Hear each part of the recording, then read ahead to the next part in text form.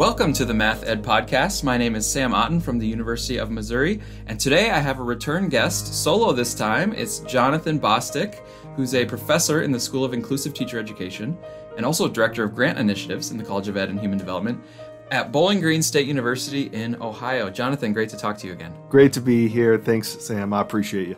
I can't believe it's been 10 years because we've seen each other at conferences. We stay in touch. Indeed. And 10 years ago, you were here with Sean Yee, and you were talking about problem solving of some sort, I think it was. You got it. I had a whole lot more hair on my head at that point, yeah. I was about the same in hair, which is just holding on to the sides, for dear life.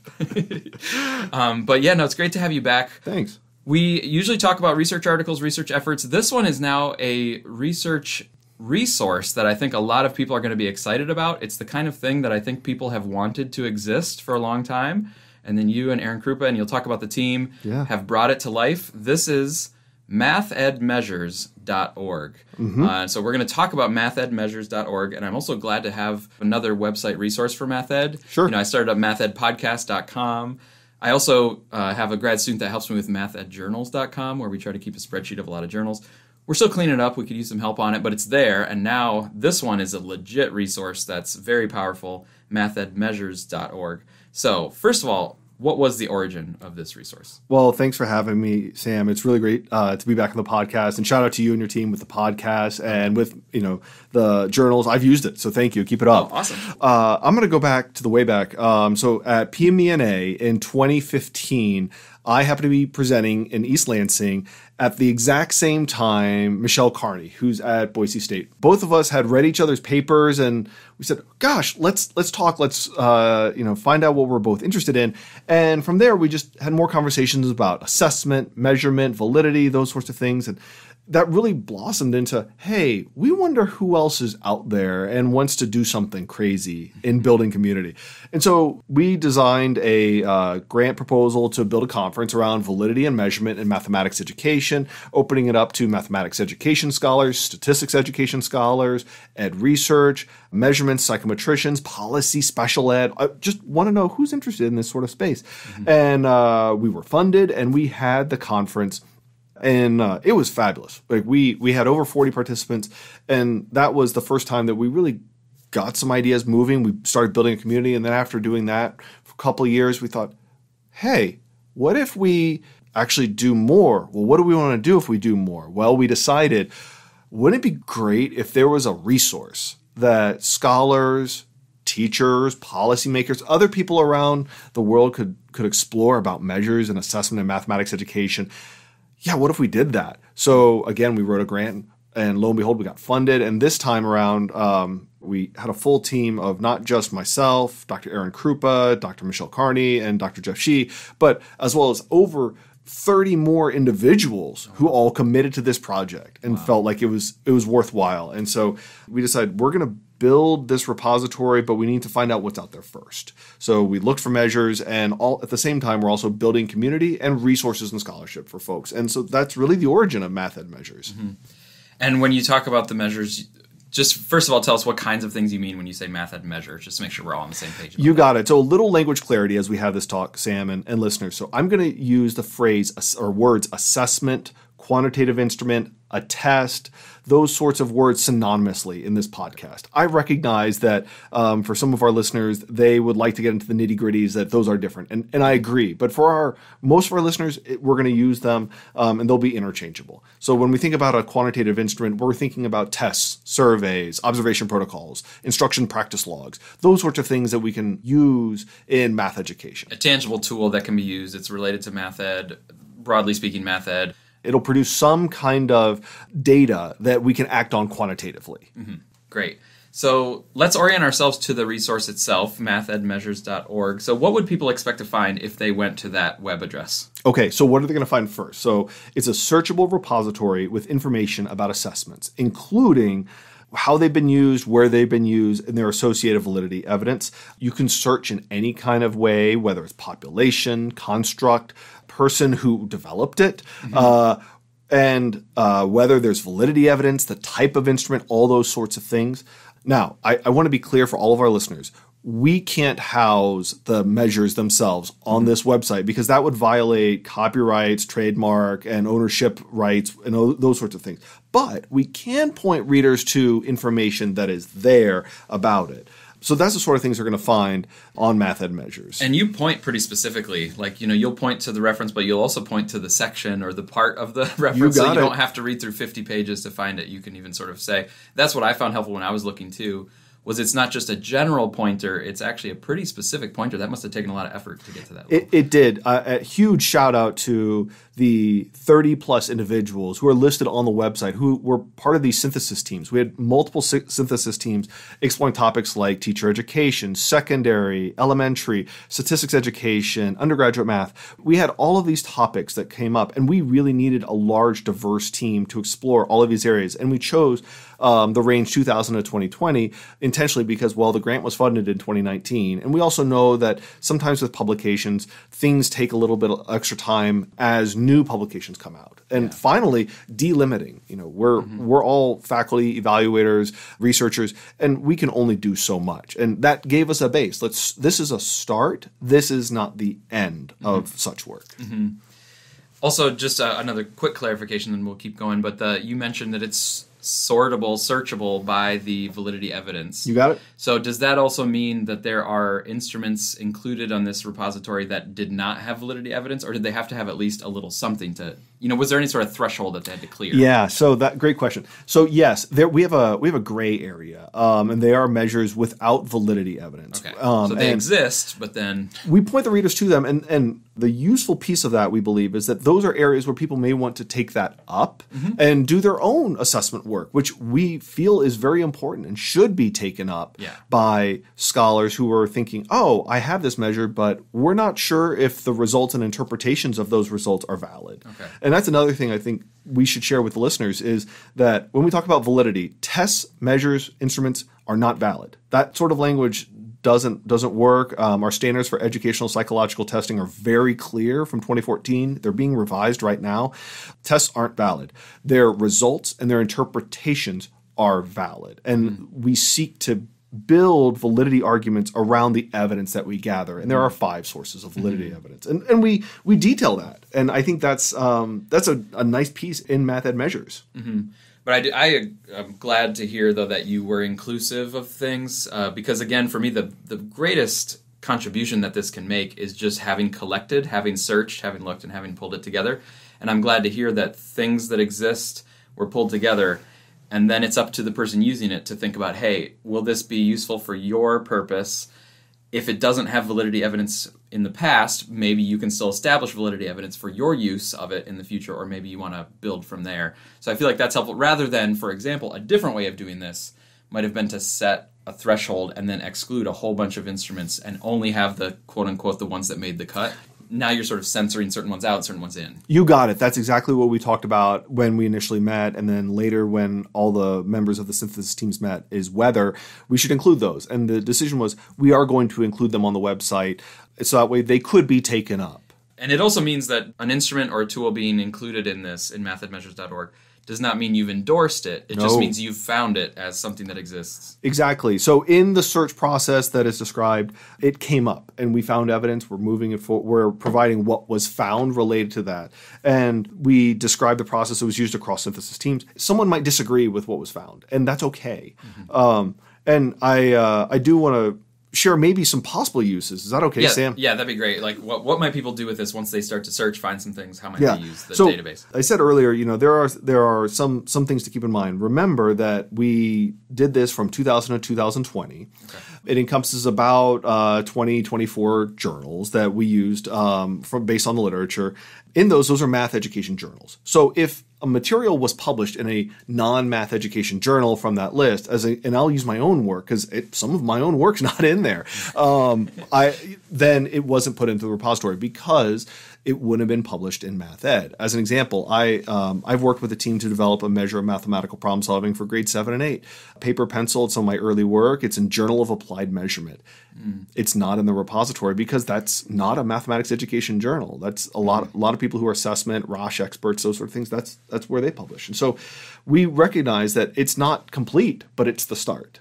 Great.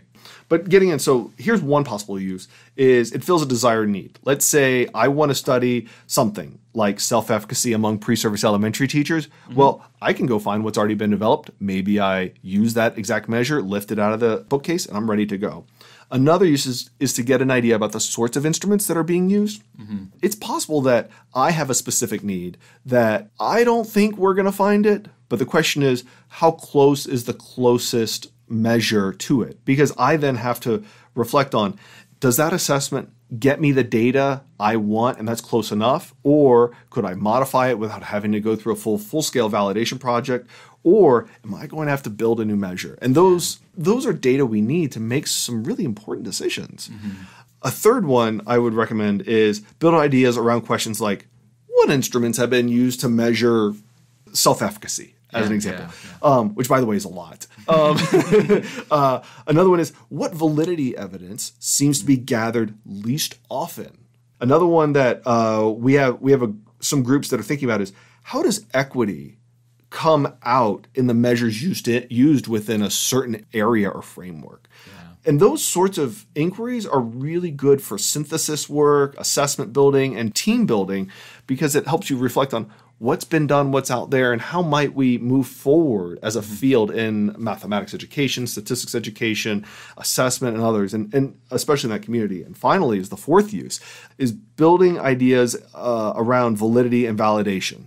Education in a way, but also what could we borrow from one area and use in a different area. So let's describe what's been done for better and worse, and that's helpful. For example, if we think about the number of times that an expert panel has reviewed a test and said, yep, it's good to go, are there other ways of looking at test content that maybe are more robust, or ways that it's been done that are more robust than other ways? So it helps us sit back and think about, how are we doing what we're doing, rather than just going through the motions to get the product. The process is really cool, Sam. Yeah. It's also, that last point is making me think too about people in the field might have had these thoughts and wonderings about what processes have people used for the validity. I wonder what different people have tried. I wonder to what but I feel like people would have had that wondering and then be like, I've got no time, I have no way to actually start to collect that and look at it. But now if I have this 20-year repository of things, I actually feel like I have a fighting chance. Like, I actually could kind of follow my curiosity and see, like, what processes have been used, which part of validity has been the emphasis, like that sort of thing. So I feel like now those curiosities can actually go somewhere instead of just being a wondering that then flitters away. You got it. We had a doctoral student reach out to us who was really excited when he saw some of the preliminary work, because he was doing work in self-efficacy. And I bring that up because that often comes up. He said, everyone uses this one measure, but they worked with only pre-service teacher populations, and it keeps being described as a measure for teachers. And so people think it's good for all teachers, including in-service. But the reality was, they never stopped to say, oh, it's pre-service only, not in-service too, which then he took that on as a project and said, I'm going to go do the work. And I want to think about it with in-service teachers because they're different. And it also shows there's a demand for it. Right. People want to use it for teachers, so let's actually check and make sure that that's an appropriate way to use it. Yeah. You also earlier made a mention of teachers, or maybe if we think broadly about practitioners, school leaders, maybe quickly what might be a use that they use it for? Is it maybe finding an instrument of something that they're interested in and then they could use that with their school setting? A little bit of that and education. So I've worked with some graduate students over the years and we've published on that work about how do we learn more as teachers about validity and validation practices? What can I do in my own formative assessment or summative assessment, or questions I can ask? Assessment, quote, I'm going to say experts, or people who are coming in, shilling these tests and assessments.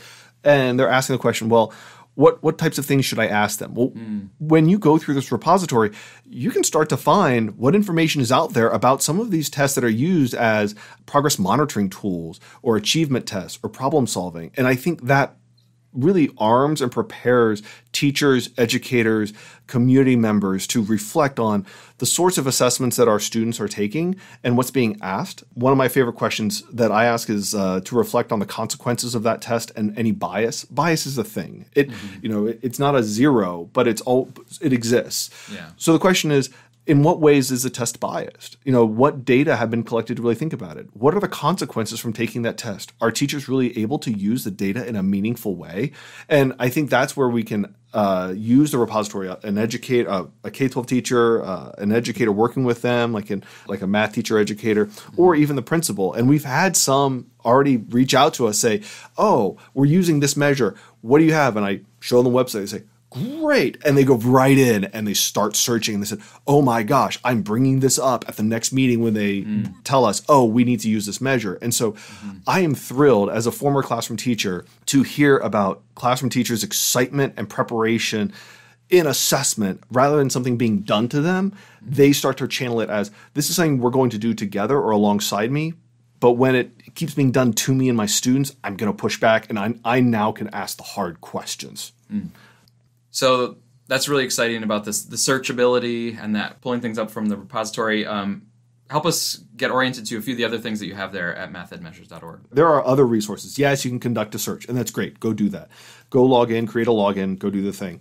First, there's an overview of validation. It is a 26-minute video. I know that's long, but that's the start of an assessment class. A way to think about it also is if you were going to a conference and you were sitting in a 50-minute presentation, this is the type of thing that would be the primer. It's how we would get you started. It's enough information to at least say, I have the minimum competency to at least think about it. And honestly, we'd want more, but when folks ask, what's the minimum? Well, we tried to put it together. So you can watch. You got to start somewhere. Yeah, exactly. I agree. There's an evidence types guidebook. Now, what we like about it, and it was because folks said we need to define these sorts of things and where are we getting the information from? So we define the terms, use the repository, and give citations. So when folks ask, well, what is a think aloud? Well, I can give you the citation from which we're drawing. And I think that's really helpful when individuals don't know much about assessment. And I'll get to that later in our podcast. I think that's a great tool.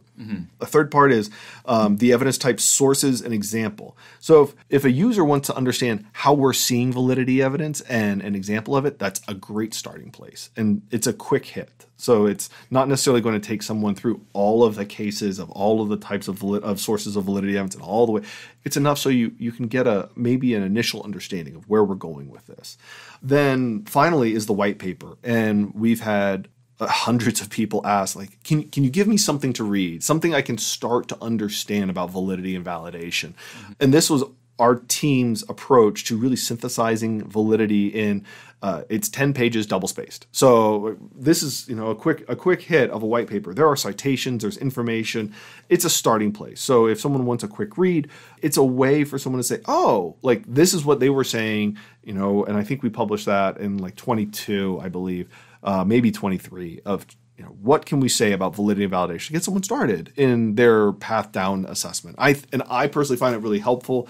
Our graduate students were the ones who led a lot of that writing, and we counseled them through it as they wanted feedback. And I'm super proud of the work they did on it. It's great. And is that one still with a mathematics education flavor, or is that actually now talking more broadly about validation and like instrumentation overall?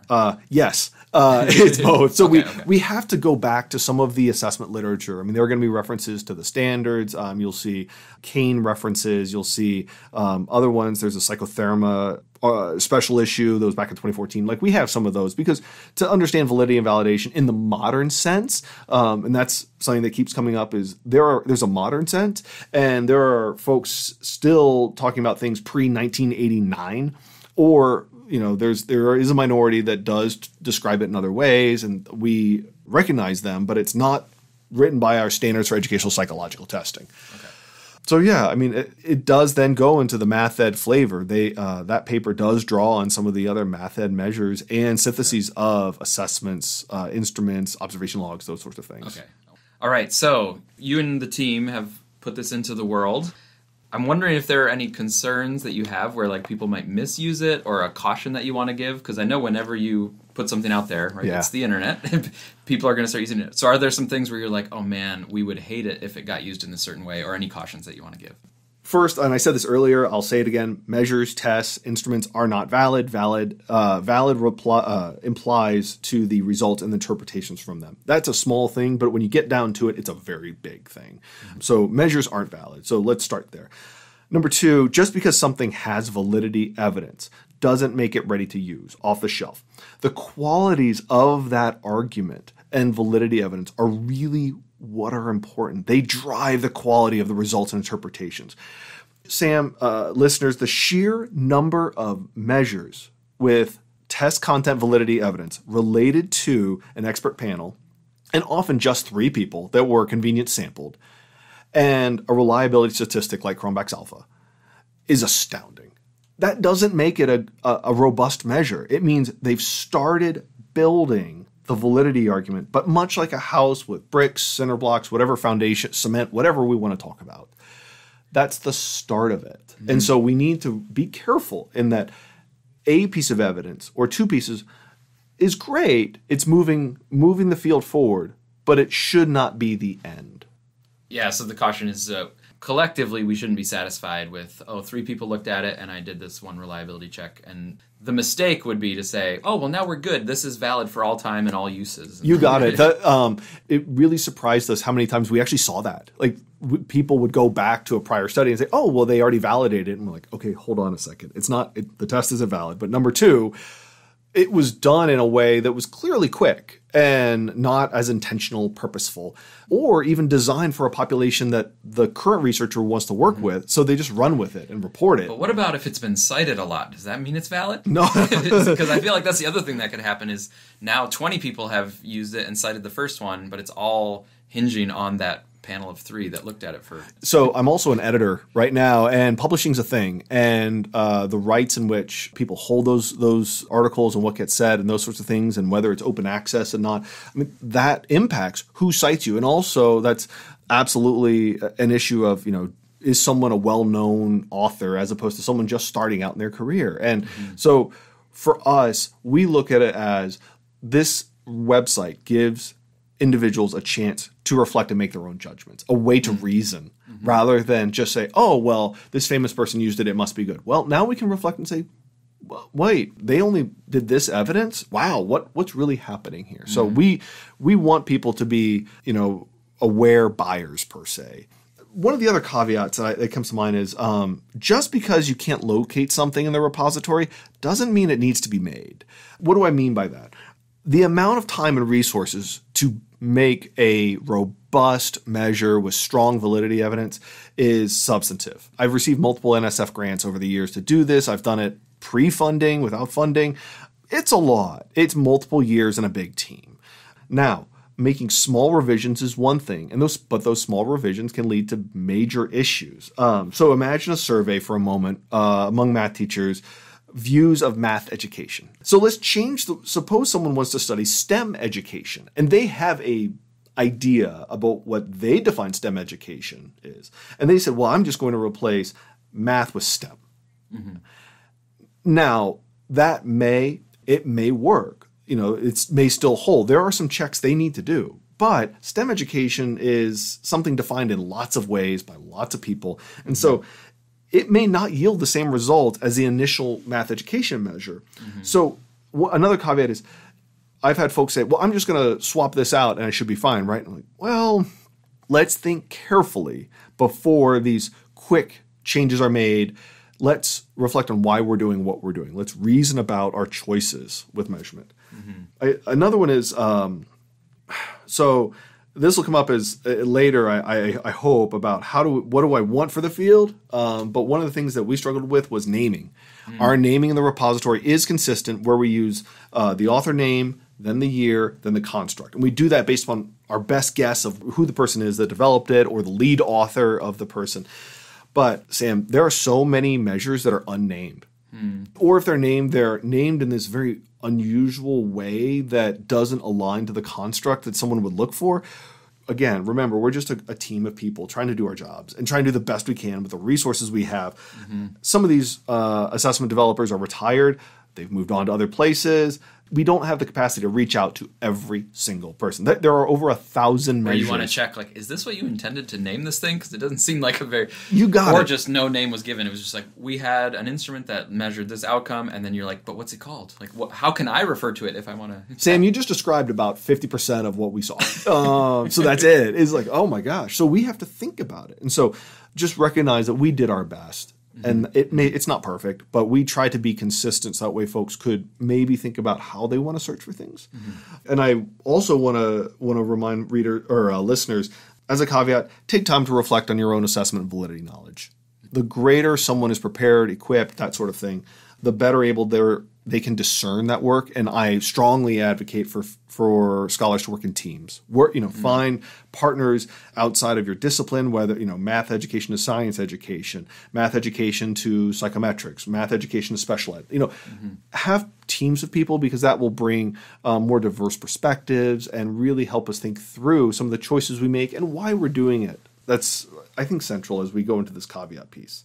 Okay, so I'm glad we get a chance to talk about this, because a lot of times there's a resource in the world and you don't get to hear from the team and get those cautions. So I'm glad to be able to share some of those cautions. Are there any more that you want to sort of put on our radar as we think about this resource? Yes. So I think a last one that we should really reflect on is that we did the best we could with the resources we had. And I know I brought it up a few times, but we've actually already received comments from folks saying, well, you didn't include my measure. And as I pointed out in this podcast, my own stuff isn't in there.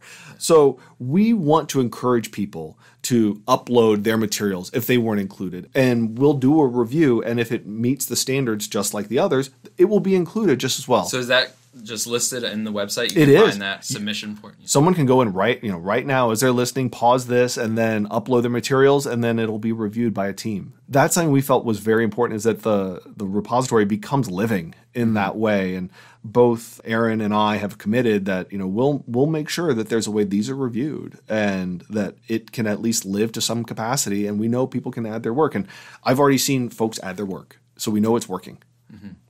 All right. Well, I know this is a big team effort. This is you said this origin was like a decade ago, so this is something that has been a lot of years in the making. Right. Now that it's here, though, and you've done all this work and you've had these conversations with the team, what has that whole process, kind of stepping back, what has that revealed to you and the team, or what has it made clear to you about like our field of math education research? Sure. So one of the first points I want to make is that assessment, measurement, and this sort of work, it's not just a quantitative thing.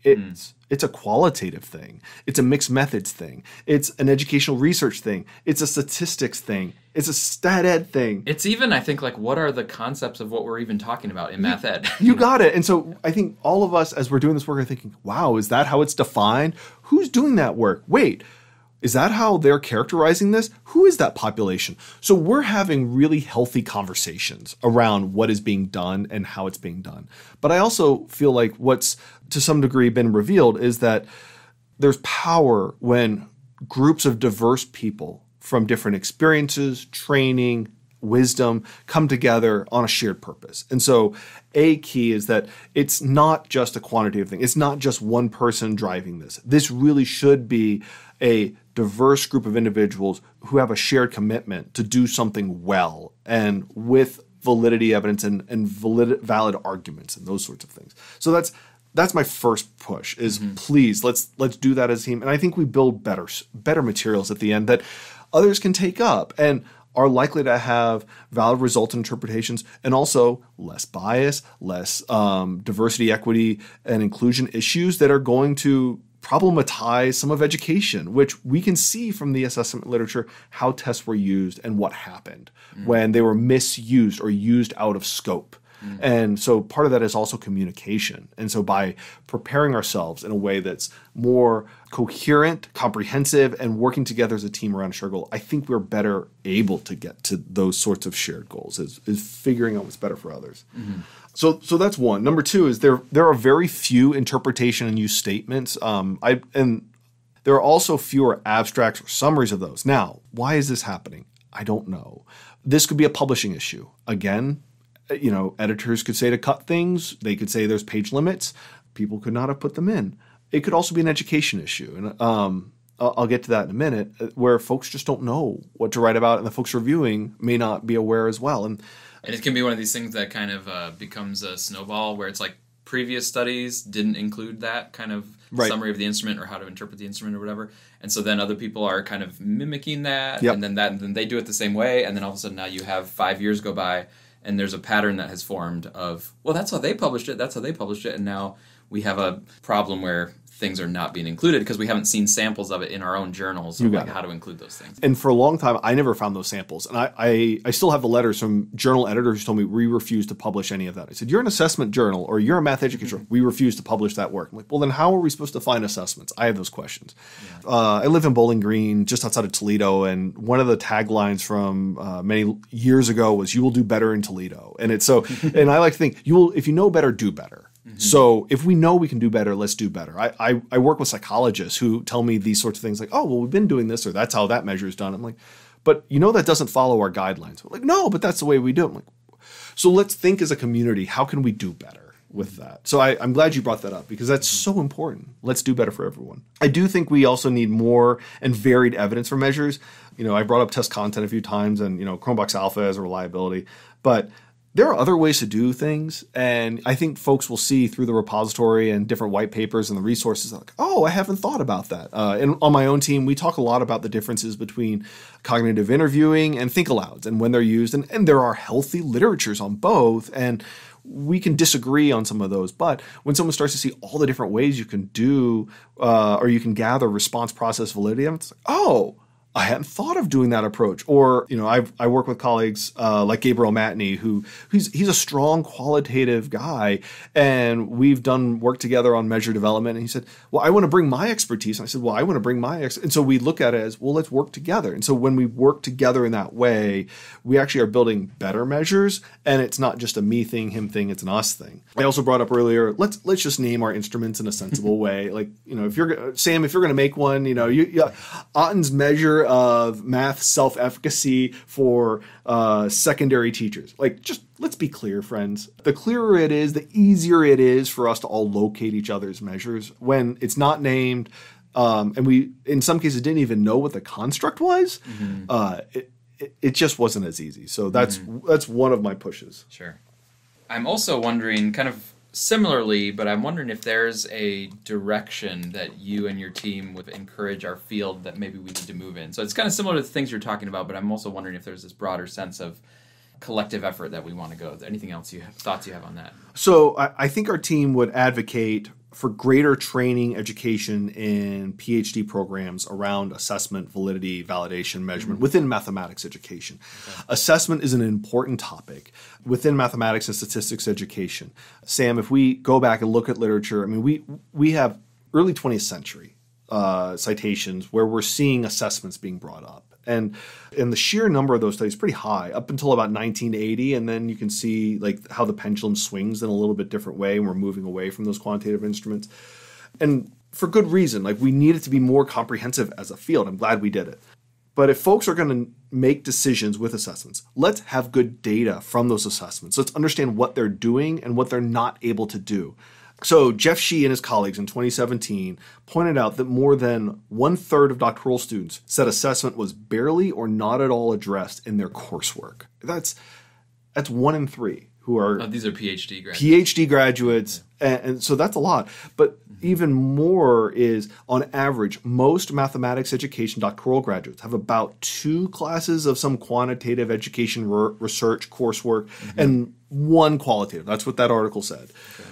Folks we've talked to who were part of VMed, which built this repository, as well as others have said, we think assessment, validity, validation should become part of the conversation within mathematics education more so. And unfortunately, assessment validation currently, from what we're being told, rarely comes up in graduate coursework.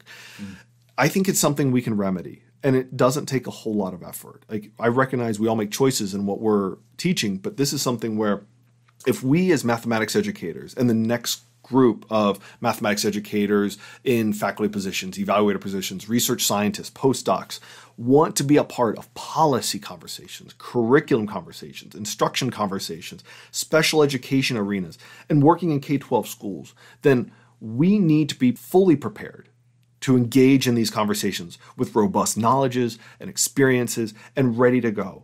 We need a diversity of scholars, and I advocate that we need greater pipelines for those doctoral students to get those experiences. And we have the tools, but we need to provide them that opportunity, that time to explore it. And it's something our field has done. And I see that when we take that time, we could further enrich our graduates and the field of math and stat ed. Yeah, that's making me think too about the journals. You were drawing from the math education journals, and I've definitely heard, and I've been part of some griping and some complaining from math ed, where it's like, why aren't we taken more seriously in the policy arenas or by other elements of the education systems as they were? But then we also should take a moment to look at ourselves and be like, well, what's the quality of the evidence that we're putting out? And are there some cases where it's like, hey, we have something really good here, but we haven't put our best foot forward because we actually didn't do all of this due diligence that we maybe could, or we weren't as clear about it. And I'm not saying if we did that all of a sudden all the policymakers would do exactly what we want. I'm not that naive. But what I'm kind of thinking about what you're saying here is that could we look at ourselves and try to up our game a little bit? It seems like it should only help if we up the quality of our evidence, the rigor with which we're measuring things, and we're articulating the concepts that we care about, like in math education. 100% agree. And let me be clear, I fully support all forms of mathematics education research. I think they're important. But if we want to be in those arenas, to have those conversations around things like policy, and policymakers often listen to generalizable, at-scale type evidence or measures that they say someone can point to and they're like, oh yeah, there it is, we're good.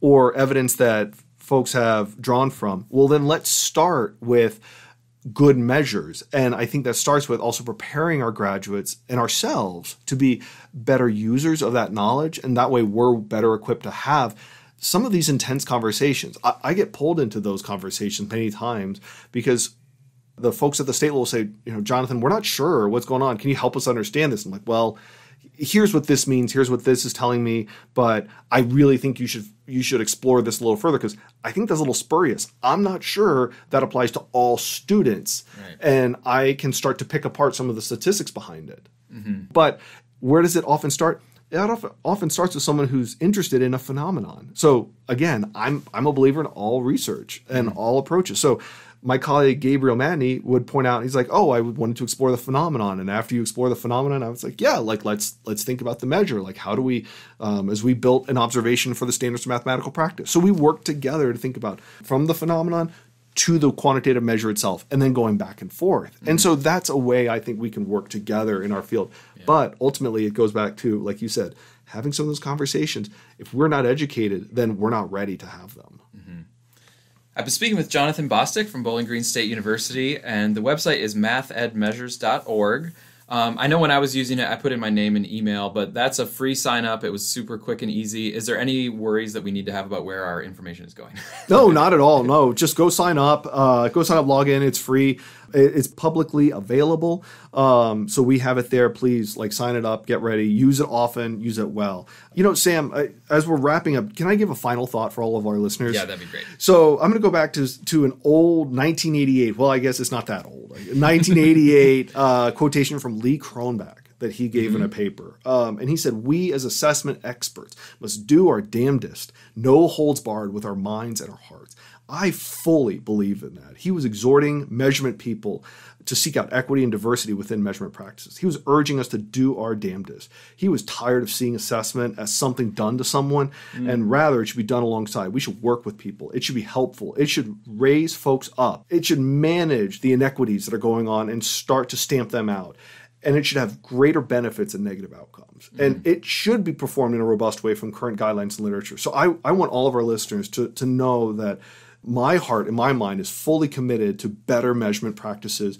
So that way we are bettering our society in ways. And so that's, I think, something that still inspires me when folks ask, they're like, well, this seems like a new idea. I'm like, Cronbach himself said this. Now we're looking at almost 40 years ago. So there are people who have been championing these ideas, and maybe they weren't out, or maybe they weren't as public, but now there's a community, and Math Ed Measures will probably help you see that there were other people, as you go on their website, who worked on this, who are champions in the sense of they believe they're going to work with their hearts and minds, no holds barred. Mm-hmm.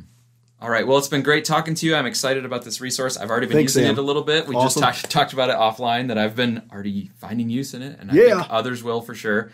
But I like to close with some personal things. So first of all, where did you do your graduate studies, and who did you work with when you were getting your doctorate? Let me start with a little bit of context that might help folks understand some of my choices in graduate school. So I actually got my start in a special education classroom for students with, now this is at the time in 2003, they called it a classroom for students with emotional disabilities. Now we've moved on and used more appropriate language, but I still remember at the end of the day, the principal pulled me into his office after I'd been teaching for a little bit.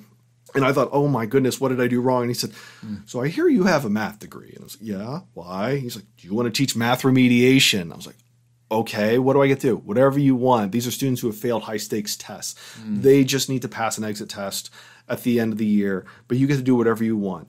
And I said yes excitedly. Yes, left. And I went home, called my mom, and I was like, so I'm doing this now. And super excited. And we set a record that year in the county. And it was Prince William County in Northern Virginia, with 70% of our students in that building exited the program. That means they met proficiency with the Iowa Test of Basic Skills, which is a difficult test for students who had been failing at the time the Standards of Learning test in Virginia. The prior record was 25% in the entire county. I'm so proud of those students, seeing how hard they worked, but also what we did. We gave them that space, and it helped shape me, and I loved that job. And after that, I taught middle school for 3 years in Prince William County. I was a department chair and assessment chair. It's also where I met my wife. And from there, it was a decision about where to go. And I went down to the University of Florida. I am a native Floridian. I'm by birth and by PhD, Sam. Okay. And I earned my PhD in curriculum instruction with an emphasis in mathematics education. Gosh, that's a mouthful. That is, whew. I also have a minor in educational psychology. A lot of those ed psych courses were in reading, which shaped how I think about problem solving and also teaching, as well as a second minor in research evaluation methodologies, which includes quantitative, qualitative, and mixed methods. And then in total, I've done 18 hours of graduate mathematics coursework. My advisor was Dr. Stephen Pape, who just retired from Johns Hopkins. My co-advisor was Dr. Tim Jacoby. Walter Leche, who's still at Florida, was my research evaluation methodology mentor, and Dr. Thomasina Lott Adams at Florida was also on my committee. So I was really lucky, and they gave me the go ahead to do some work about teaching through problem solving. So it's let's go in the Wayback Machine. All right, 2009, and I'm reading some stuff from the 1980s, and I'm thinking teaching through problem solving. And I said to Dr. Pape, I said, "How come no one's doing this stuff? This seems super cool. This doesn't sound difficult." And he said, "Yeah, okay." And then I started reading stuff from Verschaffel, Descourt, and other Dutch researchers, and I just got excited. And so I ended up designing a measure of mathematical problem solving for grade 6 students. I validated the results interpretations. Now, I want to be clear. I did this in my doctoral work. My committee members and others were all the people I work with. So when folks say I did it solo, I don't know how you do it, because I involved so many people to support me in this work because I needed their input. So it's not a solo endeavor. Right. After I made the measure, then I went into a 6th grade classroom, and I employed teaching through problem solving, while the usual 6th grade math teacher, who was a friend, she delivered her business as usual instruction, which we agreed on it as teaching for problem solving. We compared our problem solving results. We also compared our achievement using a unit test from the textbook. Some of the quick hits were that students in my section had greater problem solving outcomes by about 2 standard deviations compared to her class, whereas her students had slightly higher results on the textbook unit test, somewhere around like a half to 2/3, I think it was, standard deviation. And the title was, I had to go back and research this before our talk, The Effects of Teaching Mathematics Through Problem-Solving Contexts on 6th Grade Students' Problem-Solving Performance and Representation Use. So I did some work on representation, and yes, my students used more representations and more varied representations in their work. And I learned a lot of things from that. And one I'd share with the listeners is the importance of highlighting mathematical residue. When we're doing this teaching through problem solving, is helping students recognize what's important, helping them to sift through the wheat, the chaff, and all the other ideas metaphorically that we explore together and say, so here's an idea I want us to take home. And that actually came from my students. They said, "Mr. Bostic, have you thought about this? We didn't know." And I said, "Oh, you're right. We didn't synthesize at the end." So for all the listeners, synthesis is really important. Yeah. My dissertation was on the kind of wrap-up phase of the lessons, also in middle school classrooms. But I also had that sense that where does it lead to, and how do you, what we now in my current team call put a bow on it? Like, how do you put a bow on all the stuff that was weaving around through the lesson? So That's great. I, of course, always like to have a little bit of a personal flavor because we're not just math ed all the time, even though I can tell that you're passionate about your math ed work. Just a wee bit. But there's also other parts of life, and I know that you have some things that people might be surprised about. So I'm going to ask it this way. What are a few things about you that maybe people might be surprised to learn? All right, so I got 3. Is that okay, Sam? Yeah, we can go for it. Let's roll. All right, so the first is I took up running in grad school. I struggled to run due to health problems, and since then I've run 5Ks, 10Ks. I've done 1/2. So if you find me at a conference or you see me around and you're a runner or you want to do something like that, just ask me, hey, Bostic, Jonathan, do you want to run? You want to go for a 5K in the morning? I'm a morning runner right now. As we're doing this interview right now, I'm about an 8:30 pace. I can go slightly faster. I can always go slower. But yeah, I do like to run and then do yoga. That's the other thing is I do yoga on the other times. There do seem to be at the conferences, there do seem to be groups of people that get up early and they go get some miles in or kilometers in before the conference starts. Absolutely, I'm one of them. I do live in the Midwest, so I'm a flatlander. Sure. But I did also grow up on the East Coast, so I'm used to some hills. It's okay.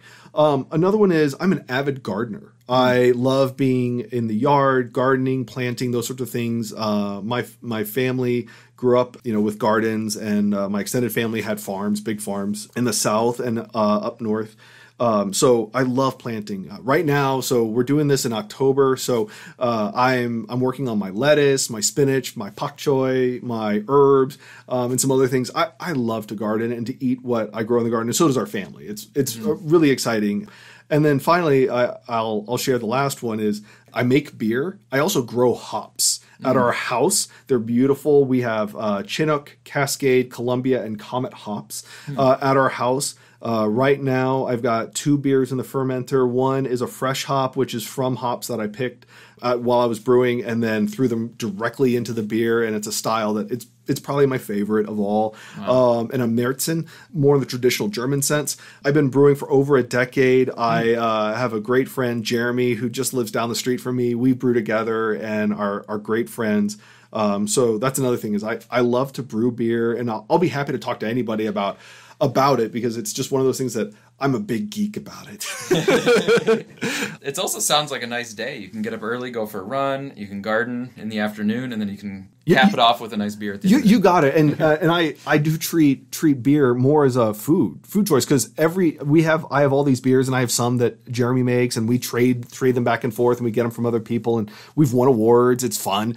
But at the end of the day, it's like, oh, today I'm going to have a salad and there's going to be chicken in it. That's a spicy one. So I'm going to pick an IPA that I did from, 6 months ago. And it's really fun because I do think about it as almost like a math problem in a way. It's like I have to, from this set and this set and the way things pair and relate and connect because it's just like a food product. And, I've had things go horribly wrong when I've been making it just like when you're doing research, but it's also a good lesson. And so you're right. Like what you just described, that's a great day right there. Yeah. Can't wait. Maybe after this podcast, that's what I should go. I should go do tomorrow. Yeah. All right. Well, as always, enjoy talking to you, and thanks so much for the work you're doing and for sharing it here. Hey, my pleasure. Sam, thanks for having me. I appreciate you.